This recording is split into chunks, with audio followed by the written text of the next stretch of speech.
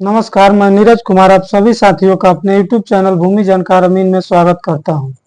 आज हम लोग बात करेंगे हिंदू और मुसलमान में जो उत्तराधिकार का कानून है यानी पैतृक या स्वअर्जित संपत्ति में किस तरीके से बंटवारा किया जाता है, उस टॉपिक पे हम लोग बात करेंगे।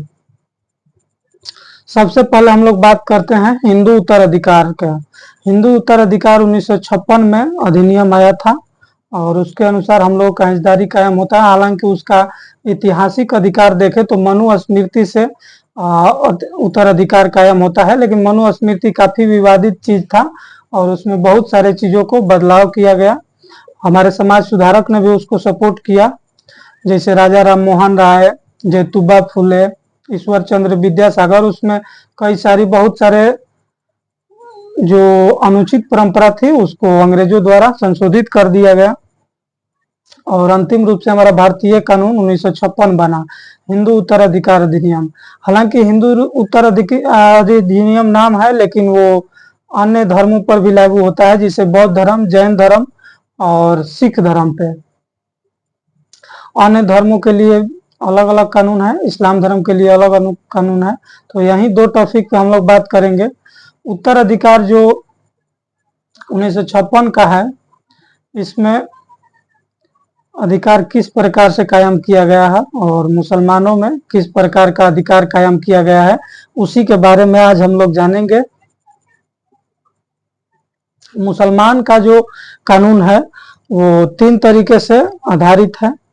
पहला कुरान के आधार पर, और उन लोगों का एक सूत्रत पैगंबर प्रोफेट की व्यवस्था है उसके आधार पे, और एक होती है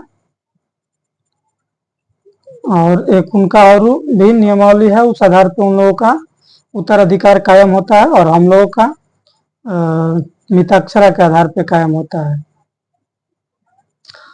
तो आइए हम लोग समझते हैं। और एक बात मैं कहना चाहूँगा आप सभी से कि भूमि संबंधित, सर्वे संबंधित किसी भी जानकारी के लिए आप हमसे कांटेक्ट कर सकते हैं।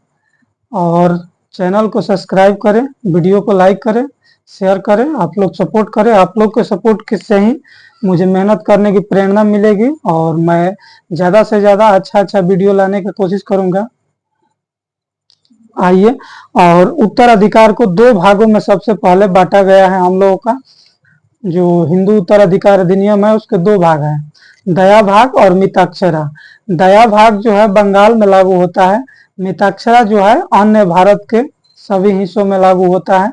कहीं कहीं आदिवासी क्षेत्र है जो ट्राइबल एरिया है, वहां पे उन लोगों का थोड़ा अपना कल्चर के हिसाब से कानून लागू होता है। बाकी जो पूरे भारत में कानून लागू है वो मिताक्षरा ही लागू है, कुछ अपवाद स्थितियों में छोड़कर।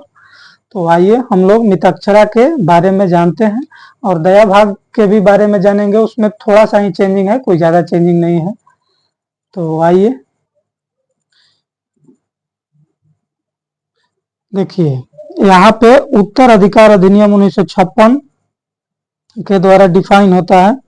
मनुस्मृति हम लोगों का जो पुराना धार्मिक ग्रंथ है उसके आधार पर पहले हिंदुओं में अधिकार कायम होता था, हालांकि उसमें अब बहुत सारा संशोधित कर दिया गया और ये 3-4 धर्मों पे लागू होता है, बौद्ध, जैन और सिख धर्म पे। इसमें 2 भाग है, दया भाग और मिताक्षरा। दया भाग बंगाल में लागू होता है और हम लोग के यहाँ मिताक्षरा लागू होता है। ज्यादातर भारत में मिताक्षरा ही लागू होता है। मिताक्षरा में सबसे बड़ा एक नियम है कि पैतृक संपत्ति में अगर जन्म सिद्ध अधिकार है, यानी कोई जन्म ले लिया बेटा या बेटी और वो पुश्तैनी प्रॉपर्टी है, तो उसमें वो अधिकारी हो जाता है, पैदा होते हैं। लेकिन उसको बेचने का अधिकार या उसको हक को सीमित रखा जाता है जब तक कि वो बालिक ना हो जाए, उसे समझ ना हो जाए कि कैसे बिक्री करना है और क्या उचित कार्य। 18 साल के बाद ही वो बिक्री कर सकता है, उसके पहले नहीं बेच सकता है। इसी के आधार पे एक पैतृक संपत्ति में जन्म सिद्ध अधिकार है और पिता का लेकिन अगर स्व अर्जित होगा यानी उनका खुद से खरीदा हुआ होगा, उसमें अधिकार नहीं होगा। अब पैतृक का मतलब क्या होता है? पैतृक संपत्ति, मौरूसी संपत्ति वो हो गया जो 3 पीढ़ियों से चला आ रही है, यानी बाबा दादा परदादा से चला आ रही है, उसे पैतृक बोलते हैं। स्व अर्जित जो पिताजी आपका खुद से खरीदे या आप भी खुद से खरीदिएगा वो स्व अर्जित हो गया। अब दया भाग में क्या है? दया भाग में ये नहीं है, ये जो जन्म सिद्ध अधिकार आपका है कि जन्म लेते ही पिता के संपत्ति में अधिकार, ऐसा नहीं है। पिता की मृत्यु के बाद ही आपका अधिकार होगा। तो दया भाग में ये भी है कि अगर पिता मृत हो गए तो बेटे का संयुक्त अगर संपत्ति भी है, नहीं बंटवारा हुआ है, तो उसका अधिकार हो गया। और मिताक्षरा में ऐसा नहीं है, संयुक्त रूप से अगर प्रॉपर्टी है तो आपका बेटे का अधिकार हुआ, लेकिन ये क्लियर नहीं होता है, बेचने को अधिकार नहीं कायम होता है, किधर अधिकार है आपका वो डिफाइन नहीं होता है। हालांकि इसमें मौखिक बंटवारा को भी मान्य कर दिया गया है। तो मौखिक बंटवारा का मतलब है कोई भी बेच देता है, कहता है कि हाँ बंटवारा हम लोग कायम हो गया, लिखवा देता है उस डीड में, तो वो कायम हो जाता है और वो अधिकार है ही कानूनी रूप से, तो उसको जज भी नहीं रोक सकते हैं। अब हम लोग बात करेंगे कि अगर हिंदू कोई व्यक्ति है, उसका मृत्यु होने के बाद उसके बच्चे और पत्नियों में किस प्रकार का विभाजन किया जाएगा। मान लीजिए कोई व्यक्ति स्व अर्जित उसका भूमि है, कोई व्यक्ति ए है, ए के अगर मृत हो जाता है तो उसके वाइफ में और बेटे बेटियों में किस प्रकार का विभाजन किया जाएगा। मान लीजिए कोई व्यक्ति ए डेथ हो गया उसका, अगर वो वसीयत कर दिया है या विल कर दिया है या गिफ्ट कर दिया है, लिख दिया है किसी के नाम से, तो जिसको लिखा है उसका हो जाएगा स्व अर्जित। अगर वो पत्नी को लिखा है तो पत्नी का हो जाएगा, बेटे को लिखा है बेटियों को लिखा, किसी को भी लिख देगा तो वो उसका हो जाएगा। लेकिन पैतृक संपत्ति को वो वसीयत नहीं लिख सकता है, किसी एक बेटे को वसीयत नहीं लिख सकता है, वो अपने हिस्से का लिख सकता है। यानी कि अगर 3 बेटे हैं और एक वो है तो 1/4 हिस्सा वो किसी बेटे को दे सकता है, टोटल संपत्ति नहीं दे सकता है। किसी एक बेटे को टोटल संपत्ति नहीं दे सकता, वो अपना हिस्से का संपत्ति किसी एक बेटे को दे सकता है। लेकिन अगर उसका स्व अर्जित भूमि होगा तो वो किसी को भी दे सकता है, किसी बेटे को दे दे, वाइफ को दे दे, किसी को भी दे दे। हालांकि ये भी व्यक्ति अपने वाइफ को दे सकते हैं, किसी को भी दे सकते हैं अपने हिस्से का संपत्ति, पैतृक संपत्ति में भी। अब अगर मान लीजिए कोई स्व अर्जित भूमि है, उनके खुद से खरीदा हुआ भूमि है और वो मर जाते हैं, तो उनके बेटों में किस तरीके से डिफाइन किया जाएगा और बेटियों में।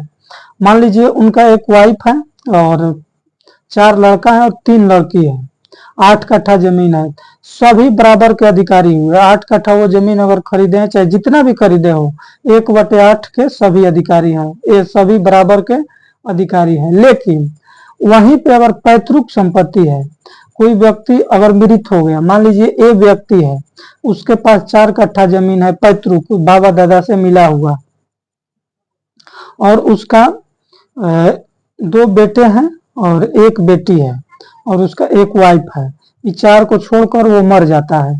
तो इसमें सबसे पहले तो वो जब जीवित था तो 1/4 का ही अधिकारी था, यानी 4 कट्ठा जमीन में वो 1 कट्ठा का ही अधिकारी था, 2 कट्ठा उनका बेटों का था, 1 कट्ठा बेटियों का था। तो 1 कट्ठा जो बचा वो उनका हिस्सा हो गया। अब उनका हिस्सा के चारों उत्तराधिकारी हुए, चारों बराबर बराबर लेंगे। यानी कि अगर 1 कट्ठा उनका हिस्सा है तो 1/4, 1/4, 1/4, 4 आना, इन चारों का हिस्सा हुआ।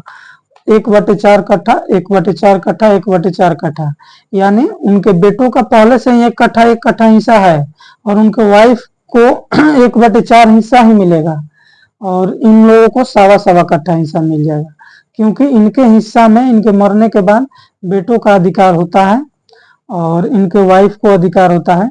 लेकिन इनके जीवन में भी इन लोगों का अधिकार था, ये इन लोगों का एक बराबर का अधिकारी थे इनके, और इनके मरने के बाद इनके जो हिस्से का संपत्ति था उनमें चारों का अधिकार होगा, इसीलिए पत्नी का हक कम होता है। हालांकि अगर वो जीवित थे और वो अपने 1 कट्ठा हिस्से का संपत्ति अगर अपने पत्नी को दे देते हैं तो वो उन पर पूर्ण अधिकार उनका हो जाएगा। अब आते हैं हम लोग मुस्लिम कानून में। मुस्लिम उत्तराधिकार कुरान से और पैगंबर प्रोफेट की प्रथा उन लोगों में है, इजमा एक होता है, इन सभी के द्वारा उन लोगों का तय होता है। शरीयत उन लोगों का कानून है, शरीयत एक्ट 1937, उसके आधार पर डिफाइन होता है। उनका जो नियम है हिंदू उत्तराधिकार अधिनियम जैसा नहीं है, यानी जन्म से अधिकार किसी का नहीं मिलता। अगर पिता जीवित हैं तो पैतृक संपत्ति हो उनका या स्व अर्जित हो, उनका पूर्ण अधिकार है, उनसे आप नहीं ले सकते हैं। लेकिन हाँ, उन लोगों में अगर मान लीजिए कोई व्यक्ति पिता पैतृक संपत्ति है, स्व अर्जित है और वो मर गया बिना, अगर वसीयत कर दिया, विल डीड किया, तो वो वसीयत विल डीड के अनुसार उसका हिस्सा कायम होगा।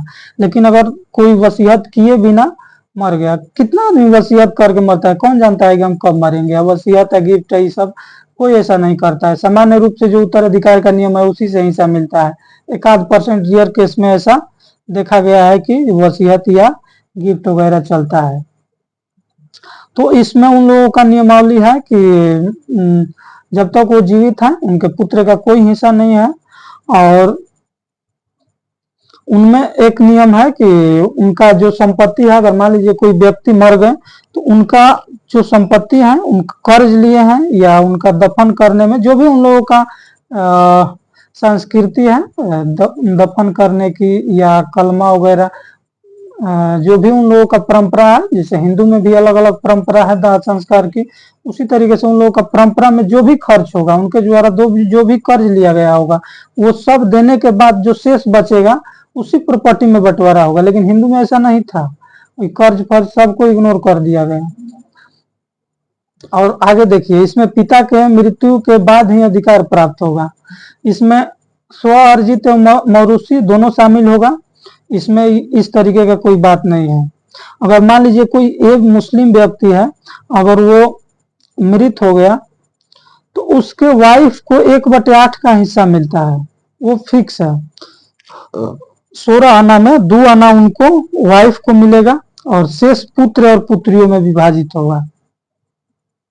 अगर एक व्यक्ति कोई है वो मर गया और उसके पास मान लीजिए 8 कट्ठा जमीन है, तो 1 कट्ठा उसके पत्नी का हुआ और जो 7 कट्ठा बचा है वो बेटे बेटियों का हुआ। अब बेटों बेटियों का किस तरीके से डिवाइड होगा, तो 2 हिस्सा बेटे को, 1 हिस्सा बेटी को, यानी 2 अंश बेटा को और 1 अंश बेटी को। तो अब 7 कट्ठा को इसी अनुपात में बांटा जाएगा। हालांकि कुछ लोग इसका विरोध भी करते हैं, महिला आयोग भी, चाहे जो भी लोग हैं, हालांकि इन लोगों के अनुसार सही है और हमें भी ऐसा लगता है कि सही है, क्योंकि बेटों को तो अब किसी और जगह पे नहीं मिलना है, बेटियों को तो अपने पति के संपत्ति में भी अधिकार मिलेगा बराबर का, बेटों को तो कहीं नहीं मिलेगा। और सारा जिम्मेवारी बेटों पर होता है इकोनॉमिक का, परिवार चलाने का। तो इसीलिए इन लोगों का ये परंपरा है। और हम लोगों का भी धर्म में बहुत सारी त्रुटियां थी, उसको सुधार किया गया है। इस्लाम धर्म में भी हालांकि कई सारे त्रुटियां हैं, जिसे बहु विवाह यानी 1 से ज्यादा विवाह हम लोगों में बैन कर दिया गया। और एक उनमें ये भी है बाल विवाह। बाल विवाह आज भी वहाँ पे बहुत कम कम उम्र के लड़कियों से शादी होता है, वो भी गलत है। हिंदू में भी ये सब था, ऐसा नहीं कि हिंदू धर्म सुधर गया। वो तो सती प्रथा और बाल विवाह, विधवा पुनर्विवाह, ईश्वर चंद्र विद्यासागर, राजा राम राय और ज्योतिबा फुले, सब लोगों का देन था कि सुधार हुआ और अंग्रेजों ने सुधार किया। हालांकि इस्लाम धर्म में भी संशोधन होना चाहिए। तो यही उत्तराधिकार से नियमावली था। और आप सभी बने रहिए भूमि संबंधित सारा जानकारी के लिए, बिहार सर्वे संबंधित सभी जानकारी के लिए हर कोशिश करूंगा मैं एक से एक नया जो जानकारी होगी लाने का। और आप सभी का सपोर्ट का उम्मीद रखते हैं और आप सभी सपोर्ट कीजिए, यही कहना चाहेंगे। धन्यवाद। जय हिंद, जय भारत।